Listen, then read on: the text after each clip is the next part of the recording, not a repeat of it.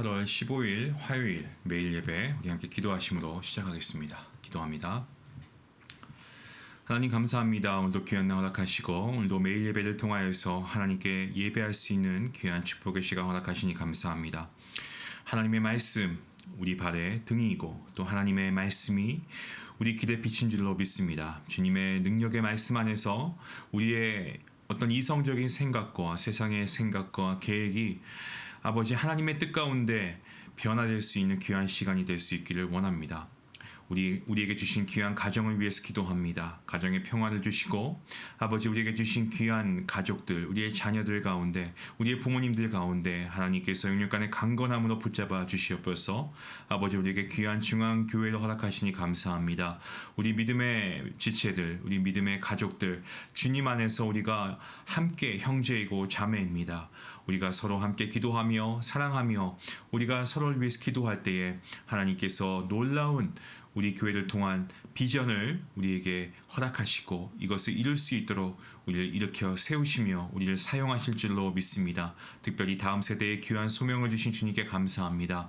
온 식구들이 함께 이를 위해서 기도하며 함께 수고하며 하나님께 구할 때에 하나님의 뜻 가운데 다음 세대가 아버지 우리 교회를 통하여서 믿음이 회복되며 하나님께 나아가는 놀라운 역사가 있게 허락하여 주시옵소서. 아버지 오늘도 귀한 말씀을 통해 우리 안에 우리 마음밭에 심기를 원합니다. 하나님 이 말씀이 열매를 맺게 하시는 분도 하나님이실 줄 믿사오니 주님 이 말씀이 우리의 삶의 능력이 되어 오늘 하루 우리가 살아갈 수 있는 힘을 얻을 뿐만 아니라 하나님의 사람으로 날마다 주님의 정말 강한 군사가 되어서 이 세상을 이기며 빛을 발할 수 있는 소금의 역할을 감당할 수 있는 귀한 능력의 그리스도인들 될 수 있도록 함께하여 주시옵소서. 감사하며 예수님의 이름으로 기도하옵나이다. 아멘.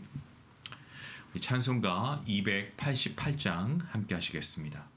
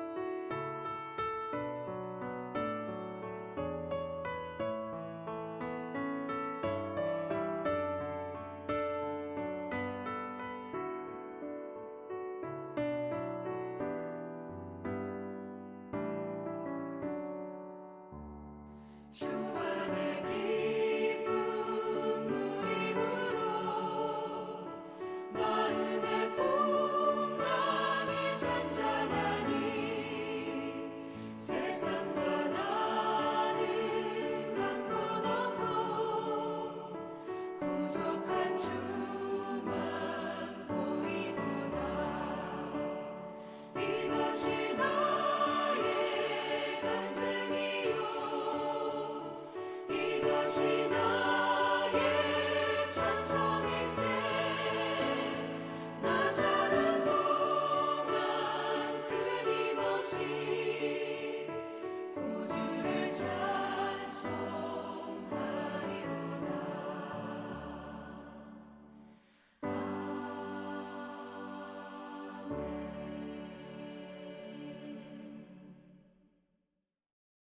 오늘 하나님께서 주시는 말씀입니다. 사도행전 22장 1절부터 16절까지 말씀 우리 함께 한 목소리로 같이 읽도록 하겠습니다. 함께 봅니다. 부형들아, 내가 지금 여러분 앞에서 변명하는 말을 들을지어다. 그들이 그가 히브리 말로 말함을 듣고 더욱 조용한지라. 이어 이르되 나는 유대인으로 길리기아 다소에서 났고 이 성에서 자라 가말리엘의 문화에서 우리 조상들의 율법에 엄한 교훈을 받았고 오늘 너희 모든 사람처럼 하나님께 대하여 열심히 있는 자라. 내가 이 돌을 박해하여 사람을 죽이기까지 하고 남녀를 결박하여 옥에 넘겼으니 이에 대제사장과 모든 장로들이 내 증인이다.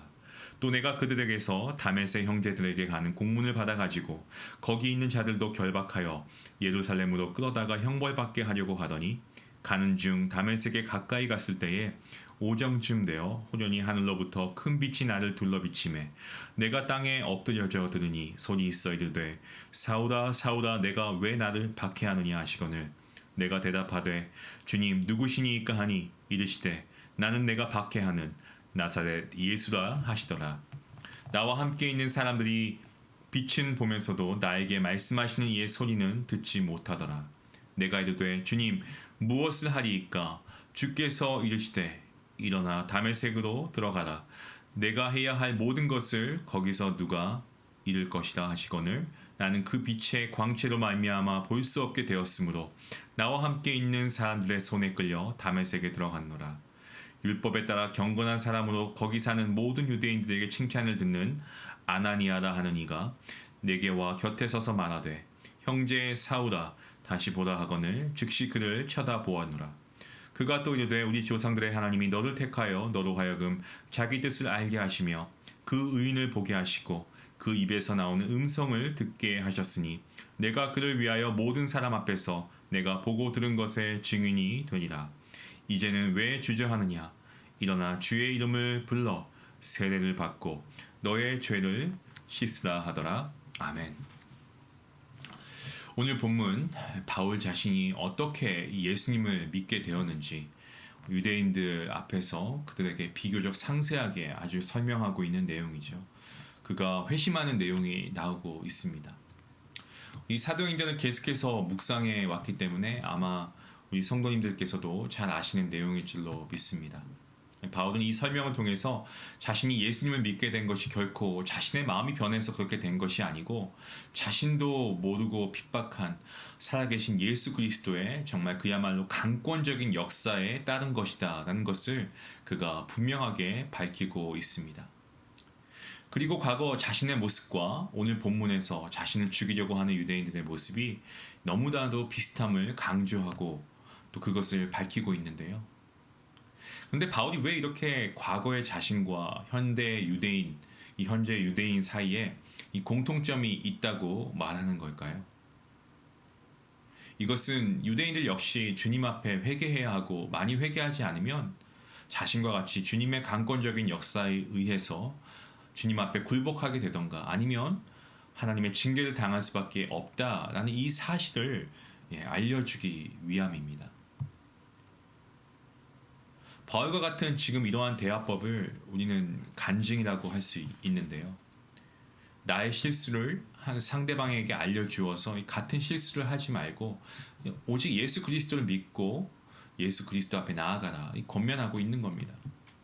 본문을 살펴보면 당시에 사도 바울 앞에 서 있는 사람들의 감정이 아주 무척이나 격앙되어 있었다는 것을 보게 됩니다. 이들은 정말 살기를 품고 바울을 폭행까지 했고요. 정말 아무런 죄 없이 억울하게 폭행을 당한 바울 입장에서는 이제 정말 분통이 터져서 본인의 억울함을 호소해야 할 그러한 차례가 아니었을까 싶습니다만은 그는 지금 그러한 모습을 찾아볼 수가 없습니다. 오히려 바울의 말은 어떻습니까? 오늘 저희가 이 본문 말씀을 읽으면서 저는 이런 마음이 들었어요. 바울의 말은 참 온유한 언어가 담겨 있구나. 그의 말은 온유했습니다. 자기를 죽이려고 했던 사람들 앞에서 지금 오늘 본문 1절 말씀에 뭐라고 말합니까? 부형들아, 이 부형들, 부모 형제 되시는 여러분이라는 말인데 운을 뗄 때 이런 표현을 하고 있다는 거죠. 부형들아. 자기를 죽이려고 했던 유대인들에게 이렇게 온유하게 말을 하니까 이 그들이 어떠한 반응을 보입니까? 오늘 말씀을 보니까 더욱 조용한지라 2절 2절의 말씀에 이렇게 기록되어 있죠. 우리말 이 격언이라고 해야 되나요? 속담일까요? 웃는 얼굴에 침 못 뱉는다. 또 말과 관련된 또 속담이 있죠. 가는 말이 고와야 오는 말이 곱다. 여러분 우리가 교회 다니면서도 이 언어 순화를 잘 못하는 경우가 많은 것 같습니다. 한번 단도직입적으로 여러분 스스로에게 한번 질문해 보시기 바랍니다. 그리스도인인 나는 어떠한 언어를 사용하고 있는가? 오늘 바울의 언어와 한번 비교하는 것은 좀 그럴 수 있겠지만 그래도 우리가 좀 도전받는 입장에서 한번 솔직하게 접근해 보면 좋겠습니다. 바울처럼 나의 언어는 온유한가? 여러분 많은 사람들이 다툼의 언어를 참 잘 사용하는 것 같습니다. 그러니까 내 입장에서 상대방을 고려하지 않는 그러한 언어이죠. 내 주변에 내 앞에 있는 사람의 마음이나 감정 전혀 고려하지 않습니다. 상대방 마음에 불을 지르고 때론 정말 지울 수 없는 깊은 상처를 남기기도 합니다. 하지만 우리는 하나님의 자녀이고 성도 아니겠습니까? 그리고 성경에서는 지혜로운 자가 될 것을 우리에게 잠언서를 통해서도 그렇고 말씀합니다. 여러분 지혜롭고 참된 성도는 말을 함부로 하는 것을 조심해야 합니다. 말을 하기 전에 깊이 생각해야 됩니다. 말 한마디를 해도 유순하게 온유하게 해야 합니다. 화가 났다고 해서 불같이 일어난 감정 그것을 그냥 그대로 쏟아버리면 안 됩니다. 그러한 불같이 일어난 감정이라고 해도 이것을 잠재울 수 있는 이 온유함이 오늘 바울처럼 우리에게도 있어야 한다. 저는 이렇게 생각합니다. 이것이 진정한 구원받은 성도의 언어가 아닐까요? 여러분 이 혀라고 하는 것은 아무것도 아니지만 여기에서 나오는 이 말 이것은 정말 어마어마한 큰 파급력을 일으킬 수 있습니다. 어마어마한 이 폭력이 나올 수 있는 것이 바로 이 혀 아니겠습니까? 하지만 반면에 또 거기에서 위대한 섬김의 언어가 나올 수도 있겠죠. 이 혀의 이중성 여기에 대해서 성경은 우리에게 분명하게 말씀하고 있지 않습니까? 야고보서 3장 말씀에 한 입으로 주 아버지를 찬송하기도 하고 또 하나님의 형상대로 지음을 받은 사람을 저주하기도 한다라고 말씀하는 그러한 야고보서의 말씀이 있지 않습니까? 성도 여러분, 우리의 입술에 어떤 말을 두어야 하겠습니까? 하나님께서 우리에게 언어를 주신 것은 하나님을 찬양하라고 주신 겁니다. 하나님께서 우리에게 언어를 주신 것은 듣는 자들에게 덕을 끼치고 은혜를 끼치고 복음을 전해야 한다는 것을 우리에게 알려주시기 위해서 그것들을 위해 사용하게끔 주신 겁니다. 때문에 항상 과격한 말을 부드럽게 받아 넘기고 또 고난 가운데 있는 성도들을 격려하는 아름다운 언어 사용할 수 있는 저와 여러분 모두가 될 수 있기를 바랍니다. 그리하여서 정말 살리는 믿음, 화목하게 하는 믿음을 소유하시는 그러한 우리 성도님들 모두가 될 수 있기를 먼저 주님의 이름으로 축원합니다. 오늘 본문에서 사도 바울은 자신을 유대인이라고 소개합니다. 유대인도 그냥 유대인이 아니고 순수한 혈통의 유대인이고 초대 이스라엘 왕을 배출한 이 베냐민 지파 출신이었습니다. 한번 계속 언급해 볼까요? 뿐만 아니고 그의 학문적 배경 어떻습니까? 화려합니다. 그는 길리기아 다소 출신입니다. 다소는 당시 헬라에서도 대학의 도시로 유명한 곳이었는데 그곳에서 공부했습니다. 그게 다가 아니죠. 예루살렘에서 당시 최고의 율법 교사였던 이 가말리엘 문화에서 공부했다라고 그가 또 얘기합니다. 때문에 그 역시 이미 아마 당대 최고의 율법 교사였다고 보아도 무방하죠. 그런 바울이었습니다. 여기서 다가 아니고요. 바울은 유대인 가운데서도 이 바리새파에 속했습니다. 게다가 로마의 시민권을 태어나면서부터 가지고 태어난 인물이 바울이죠. 이 정도 되면은 뭔가 위대한 일을 할 것만 같지 않나요? 하지만 그때 그가 한 일은 고작 사람을 죽이는 일이었다라고 그가 회심하고 있습니다. 그것도 전혀 죄가 없는 기독교인들을 죽이는 일이었죠. 우리가 너무 잘 알고 있는 말씀입니다만 오늘 이 바울의 회심을 통해서 우리가 한번 정말 심각하고 진중하게 생각해 볼 수 있기 원합니다. 한번 진지하게 고민할 수 있으면 좋겠습니다. 오늘날 얼마나 많은 사람들이 여러분 가문을 자랑하지 않습니까? 학문을 배경을 의지하고 그것을 드러내기 위해서 얼마나 노력합니까? 좋은 대학에 들어가려고 좋은 가문을 만들려고 얼마나 노력하며 살아갑니까? 하지만 좋은 가문, 좋은 대학이 좋은 사람 만드는 것은 아닙니다. 그것은 착각일 뿐입니다. 오늘날 자녀를 키우는 부모들의 문제가 어디에 있습니까? 공부만 잘하고 좋은 대학만 들어가면 모범생이고 문제가 없는 것으로 생각합니다.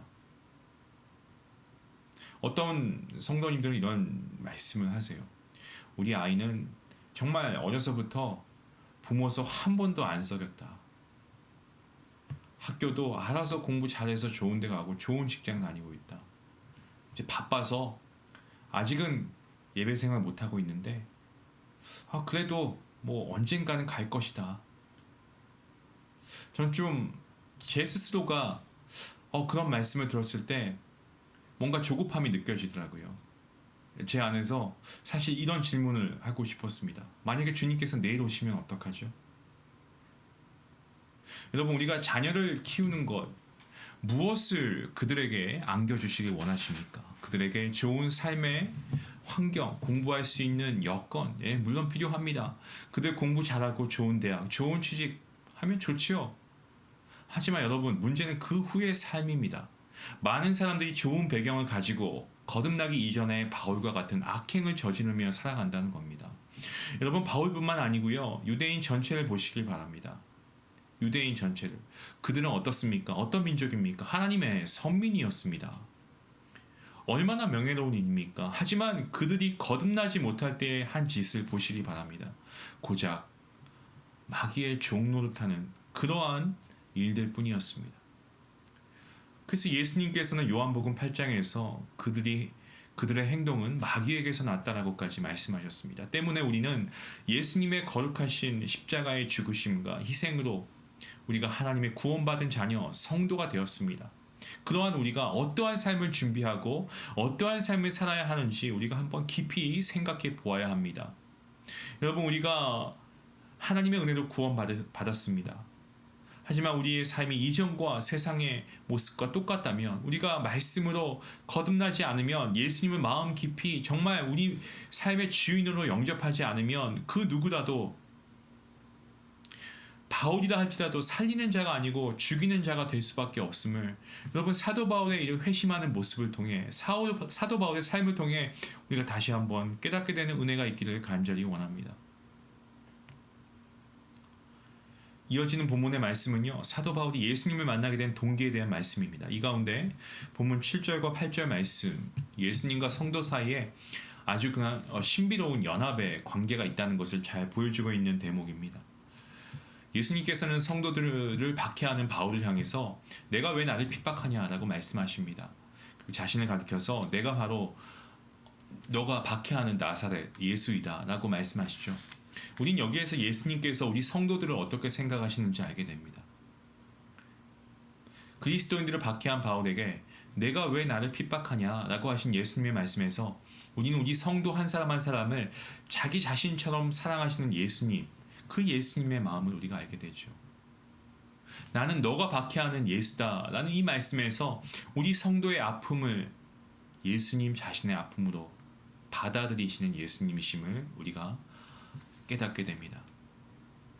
어제 수요 말씀 예배가 있었습니다. 제가 히브리서 강의 5번째 시간으로 히브리서 2장 말씀을 가지고 함께 말씀을 공부했는데요. 어제 강의를 통해서 말씀드린 바와 같이 예수님께서는 우리의 대제사장이 되십니다. 대제사장 되신 예수님께서는 성육신하심으로 우리를 대신해서 십자가에 죽으심으로 우리의 모든 죄를 사하셨고 또한 그 예수님은 우리와 같은 시험을 받으셨습니다. 인간의 몸을 입고 우리와 비슷한 시험을 받으셨지만 승리하셨기에 우리의 시험을 잘 알고 계시고요. 우리의 고통을 잘 알고 계십니다. 우리의 유혹을 주님께도 받으셨기 때문에 이미 알고 계십니다.